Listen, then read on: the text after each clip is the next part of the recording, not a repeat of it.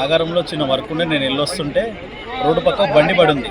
బండి ఎందుకు పడిందని చూస్తే పక్కకి ఒక బట్టలేని ఒక స్త్రీ ఆడుంది. ఏందని అక్కడ దగ్గరికి వెళ్ళి అడిగేసరికి అమ్మ నా మీద ఇట్లా ఆ మిల్లులో పనిచేసే ఒక వ్యక్తి నేను పొలం దగ్గర పని చేసుకుంటుంటే నీళ్ళ కోసం అని వచ్చి ఆ నీళ్లు తాగినట్టు తాగి నన్ను బొందలో పడేసి నా మీద రేపు అటెంప్ట్ చేసి నన్ను చంపడానికి కొట్టిండు అన్నట్టుగా చెప్తుంది.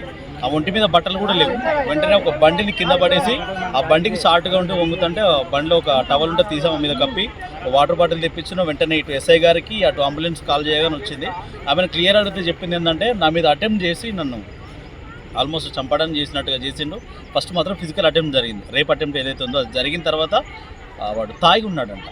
తాగి ఉండి ఆల్మోస్ట్ చంపడానికి ప్రయత్నం చేస్తే ఇట్లా నేను రోడ్డు మీదకి వచ్చినాయి అన్నారు. నేను ఆల్మోస్ట్ ఎంటర్ అవుతుంటే ఒక ముసలం అక్కడ ఉంది. వెంటనే ఆ పొలంలో పడి వెళ్తున్నాడు. అయినా సార్ జస్ట్ వెనక తెరిసి ఒక షాడో లాగా కనబడింది.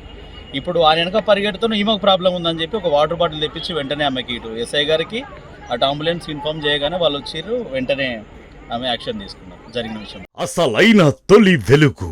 ఫాలో వాట్సాప్ @తొలి వెలుగు official.